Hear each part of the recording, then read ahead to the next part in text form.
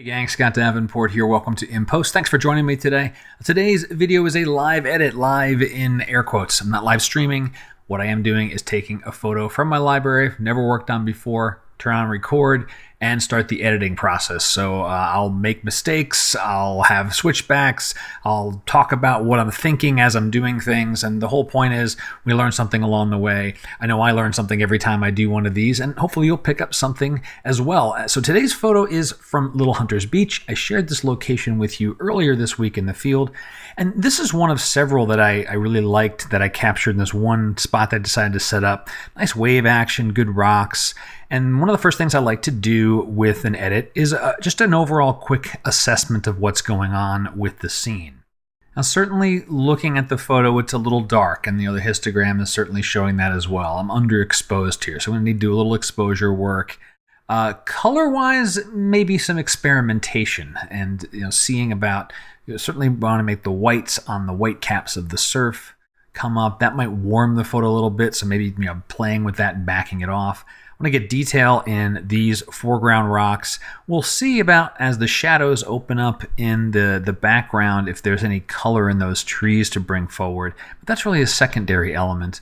And I don't mind the warping too much there. It does feel like I've got a little bit of, it looks like vignetting at the corners there. That may be lens corrections. And so let's just double check and make sure that stuff is on. Here's my profile. Now it's there. Turn that off. It's there. It's just, I guess it's just a little bit darker in those corners. We'll see how things go as we open things up. So starting with my processing here, I tend to check out landscape and I tend to check out vivid to see what's going on. And I almost always end up on color landscape.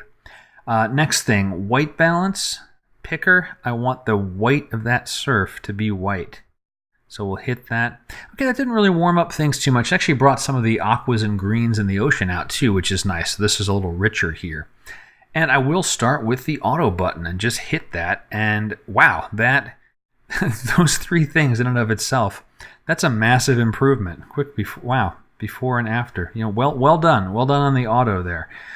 So let's see. It took care of exposure, brought that histogram up pretty close to the front. Let's do the option key and take a look at that white point and see if we can potentially nudge that a little farther and get those things brightened up. And one of the reasons I like to do that is other processing I may add can tend to darken an image a little bit. And so just making sure that I've nudged things up a little brighter, something else comes along and darkens it. Let me hit the J key, take a look at the black point. I don't mind a couple of speckles of clipped shadows, especially in these really deep, crevices of rock. But that was getting clipped a little bit too much. This tapers off more nicely on the histogram there. Okay, what else to look at here? Some overall texture in the scene. So texture, we'll try to add a little more detail into things with detail and leave stuff like the ocean alone. Let's see before and after. I'm not liking that as much. It's doing a little more touch-ups to the water itself. I do want to get some detail in these fingers here, but less so in the midground, and doing the global adjustment there, not quite feeling that. And so clarity is probably going to be even worse. Yeah, clarity's. I like what it's doing in the foreground, but again, I don't want things touching the ocean.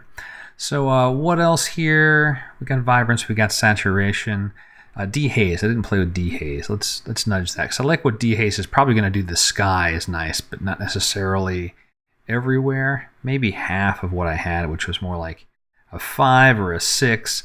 We're just using that dehaze to cut down on some of the atmosphere that is out here. This is a pretty choppy day. Every once in a while there'd be enough surf that was throwing things up in the sky here. And that same thing is happening on the backside of this land out there that we can't see in the photo, but waves are hitting that, it's throwing spray up in the air, and all of that is diffusing some of the light that's out in the backdrop. So that's bringing out some colors there. There's a fundamental I've forgotten. Oh gosh, dust spots. All right, Q key. I have my visualize spots turned on, and let's zoom in at 100%. and pan over to the top area here, and I'm just going to be quickly scanning through. Actually, these areas I need to turn off that visualized spot, so there's too much texture in there for me to notice anything. I wouldn't mind getting rid of this. Just make that kind of become, maybe take that feather down some. That's a little better, just a little bit less distracting as far as an element in the scene. All right, next. Whoops. Down arrows. Let's see here. If you're not familiar with what I'm doing here, actually I'll open up the navigator on the side here. So open up the navigator. You can see what's going on. This is what I'm currently looking at. And I'm using the function down arrow on my keyboard, and I'm panning through each segment of the photo, just taking a look at it, looking for dust spots. If you're on a PC, a Windows machine rather, you can use the page down key, I believe. And the nice thing is, once I move to the next column, you'll notice over in that navigator, shift it over, make sure I don't miss any pixels throughout the scene. All right, that looks pretty cool. Let's get that closed back over so we've got our real estate back. So good. Clean sensor, nothing too bad there. Let's check the level of the photo. There to there. Minor adjustment, okay. Crop, I guess now I'll revisit the crop a little bit so I don't have an awkward clip on the trees there, and that's actually going to be a tough one. Let me nudge in from the top a little bit. I'm hoping to try to I'm either going to have to include the very tip of this tree or I have to cut it off more. Let's cut it off more and just go from there. All right, it's acceptable. I'll deal with it. It's soft out there anyway. Not surprising. It's at the corners. It's at the distance. What was I, F11? Yeah. So not too worried about that area. Let's see. What else do we want to do here? I'd like more punch in the rocks, and color-wise, I actually feel all right. Let's take a quick peek at color. Maybe a touch on blues, and then that's mainly for the sky. That's too much. The greens in those trees, I think I will leave those alone. But I do want to do something with these rocks in the foreground. And I think I'll be able to get away with that with just a single graduated adjustment here. So this is doing clarity, and it's doing it everywhere. I want to make sure that my line here, my gradient, is covering everything. Clarity is pretty strong right now, but we'll leave that turned on. We'll adjust the sliders a little later. I want to use this range mask, luminance range mask. So if you're using another tool like On1, you're going to do this with a luminosity mask, and you've got similar controls. You can see what's going on. And I want to take this away from all the highlight areas. I want to have this just be on like those rocks, right? So I'm just adjusting sliders. I'm kind of watching where the red is showing up in this photo. A little bit out here that I don't want, but I can paint that away. And that's looking good. And now I can fine tune my sliders. So that's going to add some punch and some texture just into those rocks there. Quick before and after on that. Before, after. That's good. Let me turn that luminance range back on.